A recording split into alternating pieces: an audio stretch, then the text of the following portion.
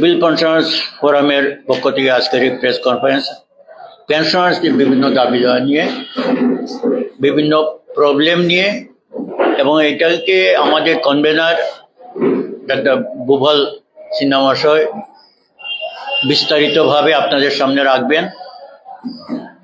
আমি শুধু আপনাদের কাছে রিকোয়েস্ট করব, আপনাদের মাধ্যমে আপনারা এই ব্যাপারটা সাধারণ মানুষের কাছে নিয়ে যাবেন। হয়তো মনে হতে পারে যে পেনশনার্সের যে প্রোগ্রাম এটা শুধু তাদের জন্য, কিন্তু আসলে আমাদের এই আন্দোলন বা আমাদের যে দাবি, এই দাবির সাথে সাধারণ মানুষ জড়িত। পেনশনার্সের যে পেনশন পায় সেই টাকা বাজারে যায়, এতে করে ছোট দোকানদার বলুন, ঔষধ শিল্প বলুন, সেগুলার ফ্লারিশ হচ্ছে। আমরা টাকার কোনো জমাই না। সুতরাং আমরা আন্দোলনে আমরা তাদেরকে, আমাদের ছোট দোকানদার বা যারা কাজকর্ম করে তাদেরকেও চাই। আমি বুভল মশাইকে অনুরোধ করব এটা ব্রিফ করার জন্য।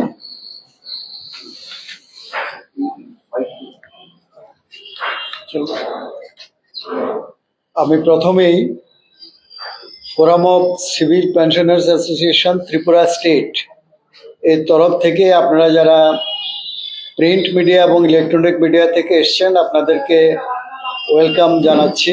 আমাদের আহ্বানে আপনারা সাড়া দিয়ে এসছেন।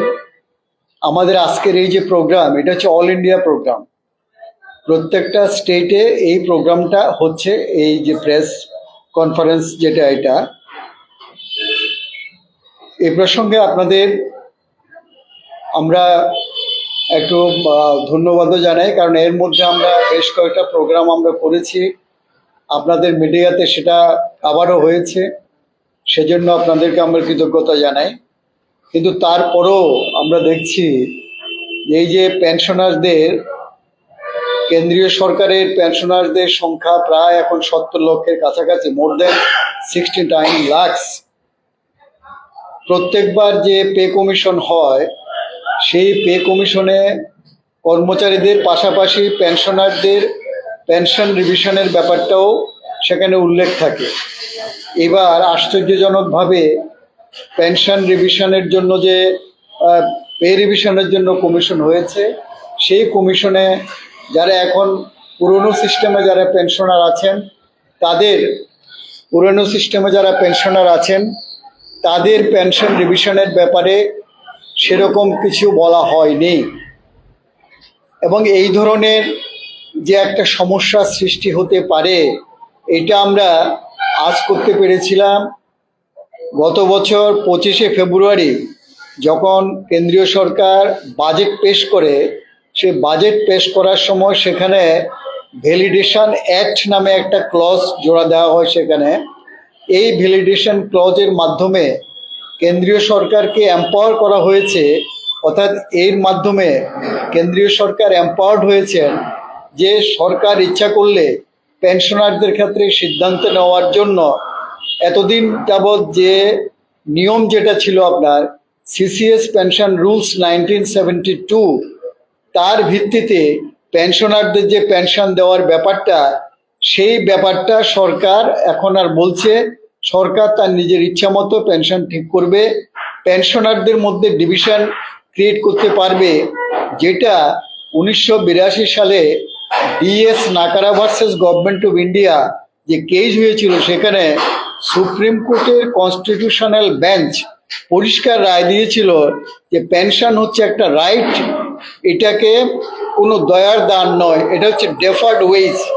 কর্মচারীরা তাদের সারা জীবন পরিশ্রম করার পরে তারপরে তারা যাতে অবসরকালীন সময়ে তাদের কোনো সমস্যা না হয়, তার জন্য এটা আইনগতভাবে তার বিবিধ ব্যবস্থা রাখা হয়েছে। তার ভিত্তিতে আজ থেকে 7ম বেতন কমিশন পর্যন্ত প্রত্যেকটা বেতন কমিশনে কিন্তু একদিকে কর্মচারী, অন্যদিকে পেনশনার্স, সবার রিভিশনের ব্যাপারটা কিন্তু পরিষ্কারভাবে উল্লেখ ছিল। এইবার আমরা লক্ষ্য করলাম দিল্লি বিধানসভা নির্বাচনের আগে পে কমিশন গঠন করার ঘোষণা হলেও প্রায় 9 মাস পরে গিয়ে পে কমিশন গঠন করা হলো এবং টার্মস অফ রেফারেন্স যেটা, সেটা প্রকাশ করা হলো। সেই টার্মস অফ রেফারেন্স বা বিচার্য বিষয় যেটা, সেটাতে কিন্তু পেনশনারদের পেনশন রিভিশনের ব্যাপারে কোনো বক্তব্য নেই। পেনশনার্স বলতে মেইনলি ওল্ড পেনশন সিস্টেম, অর্থাৎ যারা অলরেডি রিটায়ারমেন্টে গেছেন তাদের ব্যাপারে কোনো বক্তব্য নেই। বরঞ্চ বলা হয়েছে যখন এমোলিউমেন্টস অর্থাৎ বেতন এবং পেনশন রিভিশন করবে অন্যদের জন্য, সেক্ষেত্রে নন কন্ট্রিবিউটরি এবং আনফান্ডেড এই দুটো শব্দ ইউজ করেছে, যেগুলো নিয়ে আমরা সারা ভারতের যে কেন্দ্রীয় সংস্থা আছে national coordination committee of pensioners association এবং তার যে ফোরাম যেটার আমরাও মেম্বার, সেখান থেকে পরিষ্কার এটার বিরোধিতা করা হয়েছে যে আপনি পরিষ্কারভাবে বলুন যে পেনশনারদের পেনশন রিভিশনের ব্যাপারটা এটাতে ইনক্লুডেড আছে কিনা। এটা নিয়ে আমরা যখন আজ পেয়েছি, সেই 25শে মার্চ 2025-এর পরে 3 এপ্রিল সারা দেশে কেন্দ্রীয় সরকারের বিভিন্ন অফিসের সামনে সেখানে ইনস্ট্যান্টলি সেখানে ধর্ণা হয়েছে। তারপরে 25শে জুলাই হিউম্যান চেইন হয়েছে, যেটা আপনারা কভার করেছেন, এটা আমরা আকাশবাণী ভবনের সামনে করেছিলাম। তারপরে যেটা হয়েছে, আমরা গভর্নরের মাধ্যমে আমাদের রাজ্যের এমপির মাধ্যমে কেন্দ্রীয় সরকারের কাছে আমরা মেমোরেন্ডাম সাবমিট করেছি যে পেনশনারদের ব্যাপারে পরিষ্কার তোমাদের বক্তব্য জানাও, এবং তখনও কিন্তু পে কমিশন হয়নি। পে কমিশনে যাতে এটা উল্লেখ থাকে, এটা কিন্তু কোনো কিছু হয়নি। তারপরে 9 জানুয়ারি, এই বছর 9 জানুয়ারি আপনার সারা দেশে গণধর্ণা হয়েছে ডিস্ট্রিক্ট লেভেলে। আমাদের এটা আজকে আপনাদের এই যে আমরা ইনভাইট করেছি আমাদের এখানে আসার জন্য, আপনাদেরকে ধন্যবাদ জানাচ্ছি আবারও। সেটা হচ্ছে আমাদের এর পরের যে কর্মসূচি আছে, কি কি কর্মসূচি আছে সেটা সম্পর্কে আপনাদের অবহিত করা, এবং আমাদের যে মূল দাবি, 3টা মূল দাবি আমাদের আছে। 1 নম্বর হচ্ছে পে কমিশনের যে টার্মস অফ রেফারেন্স আছে তার অ্যামেন্ডমেন্ট করতে হবে। অ্যামেন্ডমেন্ট করে সেখানে যারা ওল্ড পেনশন সিস্টেমে যারা আছে তাদের পেনশনের রিভিশনটা স্পেসিফিক উল্লেখ করতে হবে, এবং এই যে পেনশনের রিভিশনটা 1/1/26 থেকে এটা যাতে কার্যকরী হয় সেই ব্যাপারে স্পষ্ট উল্লেখ থাকতে হবে। এই 3টা বিষয় নিয়ে পে কমিশন গঠন হওয়ার পরে আমরা গভর্নমেন্ট অফ ইন্ডিয়ার কাছে 3টা স্টেপে, এর মধ্যে আবার আপনার সিগনেচার ক্যাম্পেইন, সেটা পোস্ট কার্ডের মাধ্যমে হতে পারে, বা আমাদের এখান থেকে আমরা যেটা করেছি সেন্ট্রাল গভর্নমেন্ট যারা পেনশনার যারা আছে, এর মধ্যে আছে আপনার ত্রিপুরা ইউনিভার্সিটি আছে, সেন্ট্রাল গভর্নমেন্ট পেনশনার্স অ্যাসোসিয়েশন যার মধ্যে এজি, ইনকাম ট্যাক্স, কাস্টমস এরা সবাই আছে, এবং বিএসএনএল। আমরা সবাই মিলে আমরা 350 জনের মতো সিগনেচার করে আমরা সেই সিগনেচারের কপি আমরা পাঠিয়েছি প্রাইম মিনিস্টারের কাছে। এটা হচ্ছে পার্ট অফ দ্য প্রোগ্রাম, যে আমাদের প্রোগ্রাম যেটা চলছে তার এটা। এবং 9 তারিখে গেল ধর্না, এবং আগামী 13ই ফেব্রুয়ারি স্টেট লেভেলে আমাদের ধর্না হবে এই দাবির ভিত্তিতে। এবং তারপরে যেটা আছে আপনার বিভিন্ন পলিটিক্যাল পার্টিগুলোর সঙ্গে আমাদের যে দাবি, আমাদের যে অবিচার যেটা হচ্ছে পেনশনারদের প্রতি, সেটা সম্পর্কে অবহিত করে পলিটিক্যাল পার্টিগুলোকে আমাদের যে মতামত যেটা সেটা তুলে ধরা। এবং এরপরে আছে আবার আমাদের যে কনভেনশন, আমরা এখানে 24শে অগাস্ট আমরা করেছি কনভেনশন, একবার করেছি, আবার স্টেট লেভেলে কনভেনশন হবে, সেটা আমরা অর্গানাইজ করব। আমাদের মূল হচ্ছে এই 3টা দাবি। সুতরাং এই যে পেনশনারদের প্রতি এই যে আমরা যেটা বলবো, এতদিন যেটা ছিল না সেরকম একটা, যে আমরা বলছি এটা, যে এই যে এটা সরকারের দায় দায়িত্ব পেনশনারদের প্রতি নেওয়া, সেটা কিন্তু মনে হচ্ছে সরকার এটা বোধহয় নিতে চাইছে না। যার দরুন আমাদের যে আন্দোলন যেটা চলছে আপনার গত 25শে মার্চ থেকে, সেটা কিন্তু এখনো চলছে, এবং আমাদের ফেব্রুয়ারি পর্যন্ত, এখনো পর্যন্ত যা অবস্থা, ফেব্রুয়ারি পর্যন্ত বিভিন্ন কর্মসূচি আমাদের আছে। এবং আমাদের যে বক্তব্য সেটা আমরা প্রেস রিলিজের একটা কপি আপনাদেরকে আমরা দিয়েছি। এবং আরো যেগুলো পরপর একটা একটা আসছে আপনার, সেটা হচ্ছে সেন্ট্রাল গভর্নমেন্ট এমপ্লয়িরা যখন রিটায়ারমেন্টে যায়, তারা central government health services CGHS একটা সুবিধা পেত। অর্থাৎ রিটায়ারমেন্টের পরে অবশ্যই যেহেতু সব অবসরকালীন লোক অসুস্থ হবে, তাদের চিকিৎসা ভাতার জন্য সেন্ট্রাল গভর্নমেন্ট থেকে একটা স্কিম ছিল, এবং এটি অ্যাভেল করতে গেলে কি হয়, দুটো জিনিস করতে হয়। রিটায়ারমেন্টের সময় ওই পেনশনারকে একটা নির্দিষ্ট টাকা গভর্নমেন্টের অ্যাকাউন্টে জমা দিতে হয়। পাশাপাশি যারা এই অপশনটা নেয় না তাদের মাসে 1,000 টাকা করে একটা অ্যামাউন্ট দেওয়া হয়, সেটাও ফোরগো করতে হয়। রিসেন্টলি গভর্নমেন্ট যেটা করেছে, আপনার পরিপূর্ণ আয়ুষ পরিকল্পনা নাম দিয়ে 14 তারিখে গভর্নমেন্ট অফ ইন্ডিয়া একটা নোটিশ জারি করেছে যে এখন থেকে সিজিএইচ এর যে ব্যাপারটা, তার ফেসিলিটি এই পেনশনাররা পাবে কিনা সেটা কিন্তু আনসার্টেন হয়ে যাচ্ছে। এটা আপনার যেটা হচ্ছে, এখন গভর্নমেন্ট ডাইরেক্টলি পেনশনারদের চিকিৎসার ব্যাপারে যে এতদিন ওষুধ টষুধ বা চিকিৎসার ব্যাপারে সাহায্য দিত, এটাগুলো আপনার বিভিন্ন যে আয়ুষ বা বিভিন্ন যে ইন্স্যুরেন্স সংস্থা যেগুলো আছে তাদের সঙ্গে এটাকে ট্যাগ করে দিয়ে বলছে তোমরা এটাই তোমরা অ্যাভেল করবে এখন থেকে। এটা তার মানে এতদিনের পুরানো যে ফেসিলিটিগুলো সেটা কিন্তু আস্তে আস্তে উইথড্র করা হচ্ছে।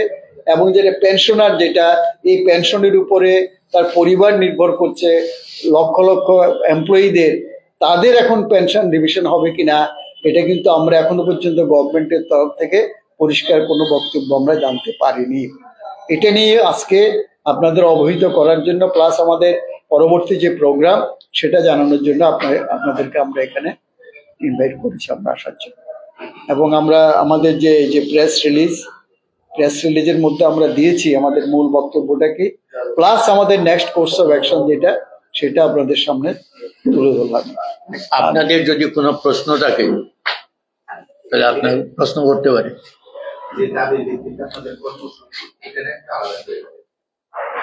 তিনটা যে মূল দাবি আমাদের, ভ্যালিডেশন,